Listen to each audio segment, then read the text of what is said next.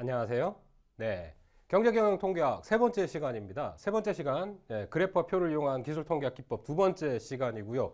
우리가 할 거, 요거 지난 시간까지 우리 했던 거 범주별 데이터를 이용해가지고 표로, 그래프로 어떻게 표현하고 어떻게 비교하는지, 한눈에 요약할 수 있는지 살펴봤습니다.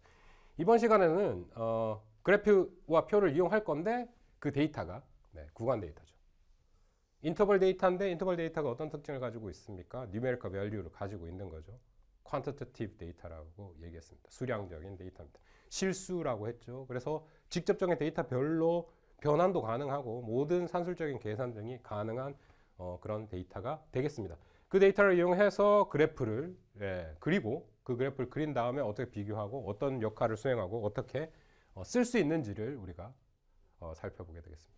이 테크닉들 다 디스크립티브 테크닉이 되겠죠. 디스크립티브 스태티스틱스, 그러니까 기술 통계학에 있는 기법들이 되겠습니다. 구간 데이터를 이용하는 기법, 구간 데이터를 이용하는 기법에 대해서 살펴볼 건데요. 데이터가 구간 데이터일 때, 인터벌 데이터일 때 특별한 범주별 데이터랑 다른 그래프 기법들이 존재하게 된다라는 거죠. 네, 이와 같은 그래프 기법들 중에 가장 중요한 기법, 히스토그램이 되겠습니다. 네, 히스토그램이 될 거고요.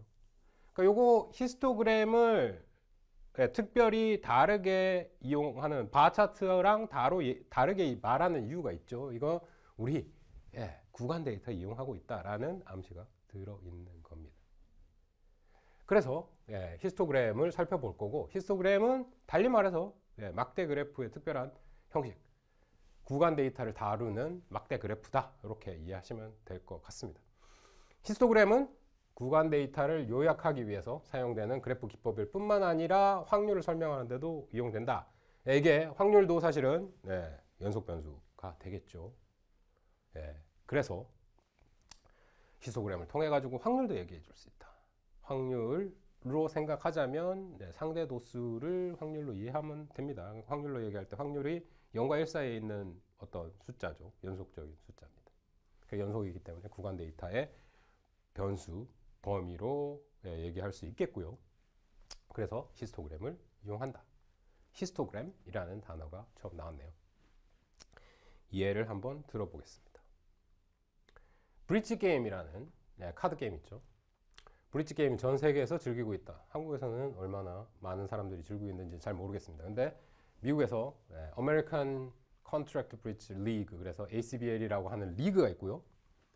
듀블리 브릿지 경기를 주관하는 조직이고요.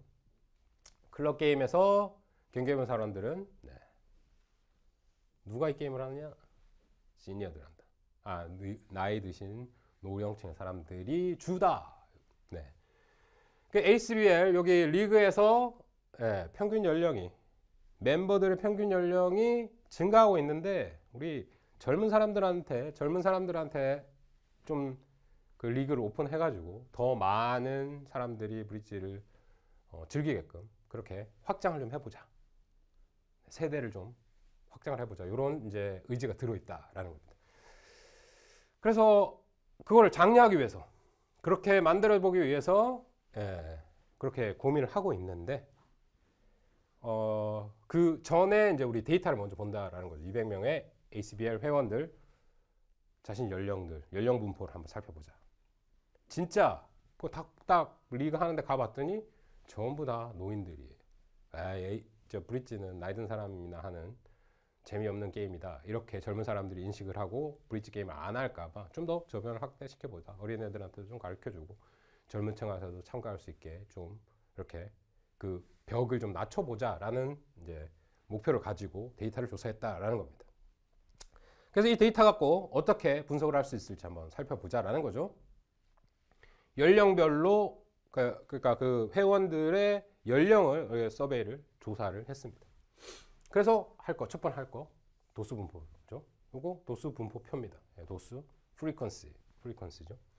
그러면 여기서 보시듯이, 그러니까 10대, 20대, 30대, 40대, 50대, 60대, 70대, 80대, 90대, 100대까지 쭉 있고요. 그 빈도수를 여기 하나의 클래스로 만들어 가지고 여기 이제 요걸 클래스라고 하죠. 각각의 요 구간의 하나하나의 단위들을 클래스라고 합니다. 계급이라고 해서 클래스라고 하는데 10대 계급, 10대 클래스, 20대 클래스 이렇게 나눠가지고 거기에 따른 빈도수를 쫙 정리를 해놨습니다. 원래 데이터는 21, 17, 뭐 19, 34, 46, 뭐 이렇게 쭉 써져 있었겠죠. 그 사람들의 나이가 데이터로, 로 데이터로 이렇게 쭉 써져 있었을 겁니다.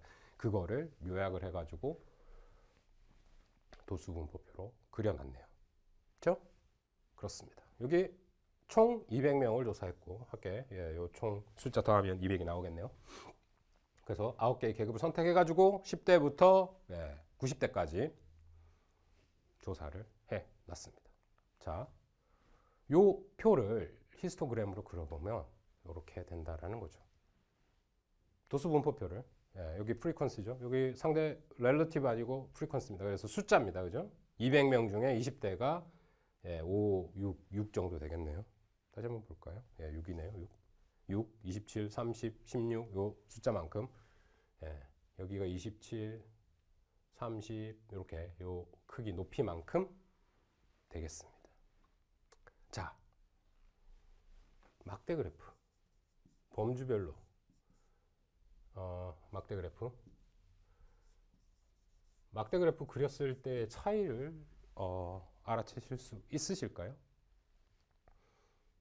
이거 히스토그램이죠. 이거는 히스토그램입니다. 이 히스토그램인데 아까 그렸던 지난 시간 그렸던 막대 그래프의 차이 범주별로 프리퀀시를 그렸죠. 자, 여기 A, B, C, D의 범주가 있었다고 치고요. 상대 도수, 도수 분포를 이렇게 막대 차트로 그리면 이런 식으로 나타나 있었습니다. 이거 하나의 예시니까 이게 데이터가 있는 건 아니고요. 제가 그렸습니다. 차이 보이십니까? 둘 다 막대면 막대죠. 차이 보이십니까? 그 차이는 바로 뭐 아주 하찮은 차이일 수 있어요. 원래 근데 막대 그래프 그릴 때 요 범주별로 연속적이지 않기 때문에 여기에 차이가 갭이 있습니다. 근데 히스토그램을 그릴 때는요. 히스토그램을 그릴 때 상당히 중요하게 생각해야 될 부분은 그거죠.